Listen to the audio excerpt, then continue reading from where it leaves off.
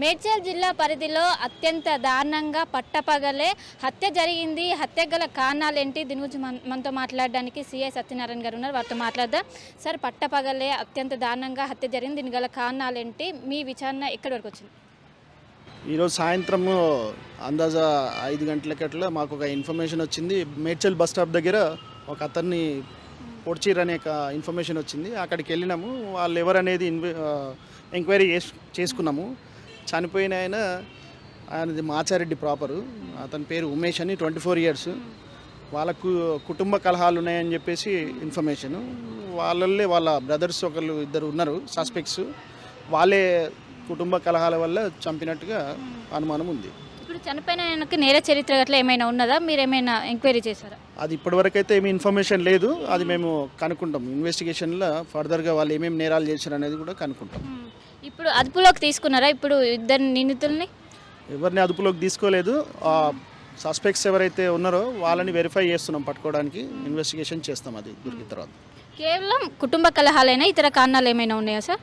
కుటుంబ కలహాలని చెప్పేసి ఫస్ట్ ప్రాథమిక ఇన్ఫర్మేషన్ ప్రకారము కుటుంబ కలహాలని తెలిసింది. మిగతాదంతా ఇన్వెస్టిగేషన్లో జరుగుతుంది. సో మొత్తం మీద కేవలం కుటుంబ కారణాలతోనే ఈ హత్య జరిగినట్లు కూడా ఒకవైపు పోలీసులు భావిస్తున్నారు. తన సొంత సోదరులు ఇద్దరు కలిసి, ఒక కజిన్ బ్రదర్, అదేవిధంగా ఇంకో ఆయన ఓన్ బ్రదర్, ఇద్దరు కలిసి పట్టపగలే మేడ్చల్ జిల్లా డిపో ఎదురుగా ఈ హత్య అనేది జరిగింది. దీనికి సంబంధించినటువంటి ఇప్పటికే పోలీసులు అక్కడ ఉన్నటువంటి సిసి కెమెరాస్ కావచ్చు, వీటిని అన్నింటిని ఎంక్వైరీ చేసి నిందితుల్ని అదుపులోకి తీసుకునేందుకు ప్రయత్నిస్తున్నట్టు కూడా ఒకవైపు సిఐ సత్యనారాయణ ప్రస్తుతం అంత పాటు చెప్తున్నారు.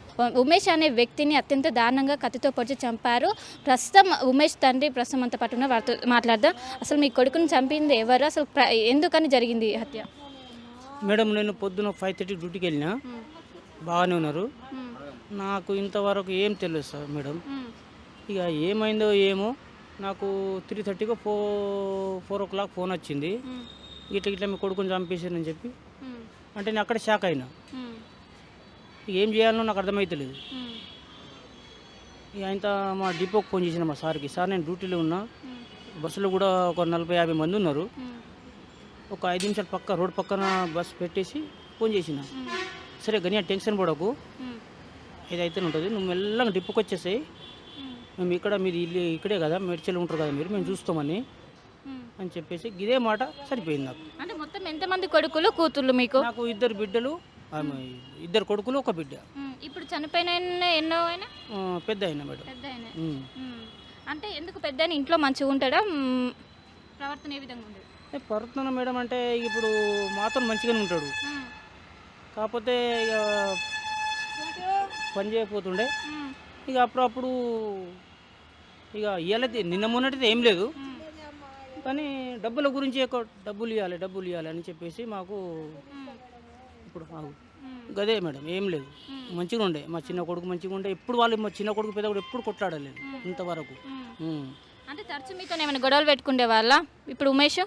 ఏం లేదు మేడం, ఏది లేదు. మరి అంటే చిన్న కొడుకే అని చెప్తున్నారు, ఎందుకంట?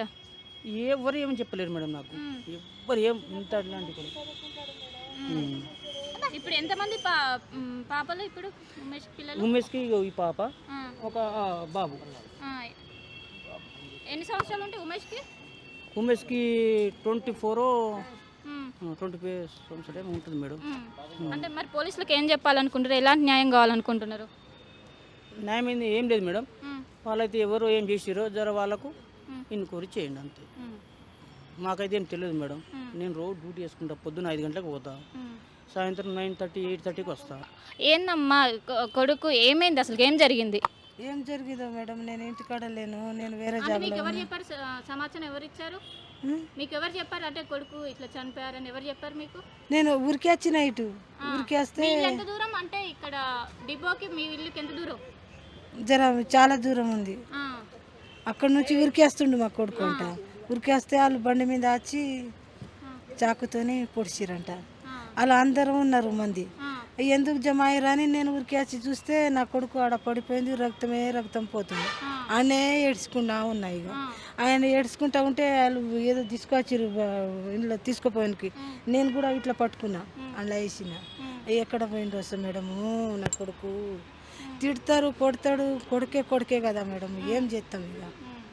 అంటే ఎందుకు పడిచిరని మీరు అనుకుంటున్నారు? మీకేం తెలుసు? అయితే ఎందుకు కొడిచిరంటే మా జర సత్తా చిత్తాడు మా పెద్ద కొడుకు ఇంట్లో తాగి ఎవరికి చూడరు అందరికి కొడతాడు. ఒక్కటే దెబ్బ కొడితే దెబ్బతో లేవరు ఇక మనుషులు. నాకు రాత్రి నాకు కూడా కొట్టింది, నా బిడ్డ కొట్టిండు. అయితే ఈడ వచ్చినాము, ఈడ వస్తే కాంప్లెక్స్ ఇచ్చి పోయినాము. ఈ 2 రోజులు 3 రోజులకు తొలకపోతాము అని అన్నారు. మేము కూడా వచ్చి ఇక పోలీసు పెద్దోడు ఉంటాడు కదా సారు, ఆయన దగ్గర వచ్చి ఇక ఏదో రాపించుకొని జైల్లో పంపుతామని అనుకుంటాము. ఇక నా కొడుకు ఎప్పటి నుంచో కళలా వేసుకున్నాడు. ఇక చిన్నోడు ఇట్లా ఉంటే మనం బాగుపడము, మన చెల్లి పెళ్ళి కూడా చేయము అమ్మ, ఇక ఏదన్నా చేస్తామని ఇక వచ్చేసారు. ఇక ఇట్లా చేసిండు. అంటే ఇప్పుడు ఇద్దరు కొడుకులు మీరు కలిసే ఉంటారా? మేము ఎప్పటి నుంచి కలిసే ఉన్నాం. వాళ్ళు వేరే తినలేరు, వేరే పోలేరు, ఒక జాగానే ఉన్నాం. చిన్న ఆయన ఏం చేస్తారు మరి? చదువుకుంటుండ్రు. చదువుకుంటున్నారా? మరి మీ కోడలు కూడా మంచిగా చూసుకునేవారా? అంటే మా కోడలు మంచిగానే చూసుకుని ఉంది కదా, అడుగు మంచిగానే చూస్తాం మేము. ఎప్పుడు ఏం గొడవ చేయము. నేనే వంట చేస్తా, నేనే అందరికి పెడతా, నేనే మంచిగా చూస్తా. అందరికి పైసలు కూడా నేనే ఇస్తా. మంచిగానే ఉంటాం మేడం. గొడవ ఏం చేయము. వాళ్ళు 2 సంవత్సరం ఈడ వచ్చి, మాకు 5 సంవత్సరం అవుతుంది. ఊరికాడ నుంచి ఈడ బతుకుతామని వచ్చినాము. అంటే బయట ఎవరితోనైనా శత్రుత్వం ఏమైనా ఉందా మీకు? లేదు లేదు లేదా? లేదు. ఏం పని చేస్తాడు? అంటే వ్యవసాయం పని చేస్తాడు. వ్యవసాయం పని చేస్తాడు. అంటే ఇప్పుడు పోలీసు ఏమైనా ఎలాంటి న్యాయం కావాలి? ఇప్పుడు ఏం న్యాయం కావాలి? ఏం న్యాయం కాలే అమ్మా. పిల్లలకి ఎన్ని సంవత్సరాలు ఇద్దరికి? ఈమెకు 5, ఆయనకు 3. సో మేము గరీబ్ ఉన్నాం మేడం. నేను ఈడ ఇంట్లో పని చేస్తున్నా, బోలుగు గిన్నెలు దోమతా. వాళ్ళు ఏదో కంపెనీలో వెళ్తారు మేడం. గరీబులో ఉన్నాం మేడం. మేము పిన్నిని అవుతారా? అంటే ఎందుకు అంత పట్టపగలే అంత పగబట్టి మనం శత్రువులను అట్లా, కానీ ఇక్కడ ఏంది అన్నదమ్ములే అని అంటున్నారు. ఏంటంటే వానికి ఫారెన్ పంపించాలనుకున్నారు. అంటే చిన్న పెద్దోన్ని అంటే 2 ఇయర్ నుంచి వాడు ఇంట్లోనే ఉన్నాడు. వాళ్ళ భార్యను కూడా పనికి పంపించడం లేదు. అయితే నేను ఫారెనే పోతా అమ్మా, ఇప్పుడు నా భార్య కూడా పనికి వెళ్ళదు అనుకుంటా అన్నాడు. అంటే సరే తీరా అని ఇక వాళ్ళ చిన్న కొడుకు ఇక్కడనే చదువుకుంటాడు. యూనివర్సిటీలో సీట్ వచ్చింది వానికి, బీటెక్ ఏమో చేస్తుండు. అయితే వాడు అక్కడ చదువుతుండు. ఇక వీళ్ళ దగ్గర డబ్బులు లేవు, లేకుంటే ఇక వాడే ఎక్కడో డబ్బులు చేసి కట్టిండు. అది కడతారు కదా, వాళ్ళకి కట్టి అట్లా కట్టేసి వానికి పంపిద్దామని అనుకున్నారు. అనుకుని ఇక మొన్న వీసా వచ్చింది, టికెట్ కూడా బుక్ అయింది. అంటే ఎక్కడి నుంచి, బొంబాయి నుంచి బుక్ అయింది. అయితే మా బావను మా అన్న ఇద్దరు వానికి దోలుకొని వెళ్ళిరు అక్కడి నుంచి ఎక్కిద్దామని. వెళ్తే ఇక అక్కడ పోయి కొంచెం తాగిండంట. తాగేసి ఆడ కంపెనీ వెళ్ళి, అక్కడ కంపెనీలో వెళ్ళి లొల్లి చేసిండు వాళ్ళ కొడుకు. లొల్లి చేస్తే మేము వీనికి పంపించాం, వీడు సైకోలా ఉన్నాడు, అక్కడికి పోయి ఏమైనా చేసుకొని మళ్ళీ మా పేరు చెప్తాడు అనుకుంటా వాళ్ళు అక్కడ నుంచి మేము ఇక్కడ నుంచి అస్సలే పంపించాం, మీరు ఇంటికి తీసుకెళ్ళండి అని వాళ్ళు పంపిర్రు.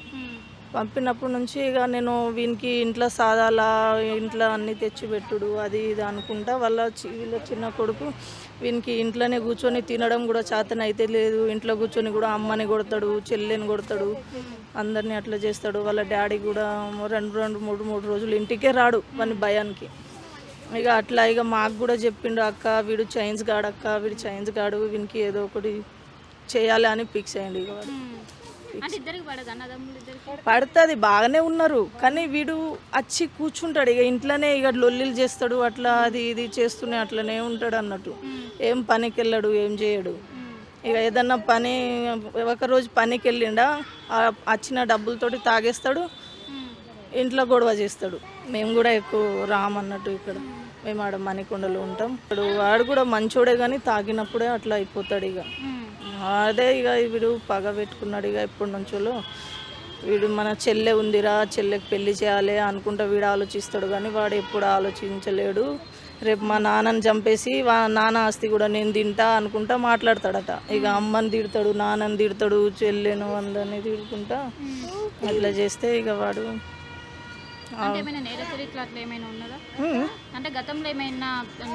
ఉన్నాయి. పోలీస్ స్టేషన్లో కేసులు బాగానే ఉన్నాయి. వాని పైన పోలీసు వాళ్ళు కూడా బాగానే కొట్టిర్రు, అందరూ కొట్టిర్రు. ఇక కొన్ని అప్పట్లో అట్లా ఉన్నాడు. ఇక తాగినప్పుడే అట్లా అవుతాడు, తాగకుంటే బాగానే ఉంటాడు. తాగినప్పుడు ఎవరిని చూడడు, అందరినీ ఇక ఎవరు అడ్డం వస్తే వాళ్ళని కొడతాడు, ఏమన్నా అనుకోవానికి కొడతాడు. ఇక అట్లానే వాడు సో మొత్తం మీద కేవలం కుటుంబ కలహాల కారణంగానే ఈరోజు తన చిన్న తమ్ముడైనటువంటి ఉమేష్ని అత్యంత దారుణంగా పొడిచి చంపారు. ఇంకోవైపు గతంలో కూడా నేర చరిత్ర కావచ్చు, అనేక కంప్లైంట్స్ ఉన్నాయి. తాగినప్పుడు మాత్రమే అలా ప్రవర్తించడం, మిగతా సమయంలో మంచిగా ఉంటారు. కానీ ఇలా కోల్పోవడం చాలా బాధగా ఉంటుందంటూ ఒకవైపు కుటుంబ సభ్యులు పెద్ద ఎత్తున రోధిస్తున్న పరిస్థితి మనకు కనిపిస్తుంది. కెనపట్నం సురేత కలిసి శిల్ప RTV హైదరాబాద్.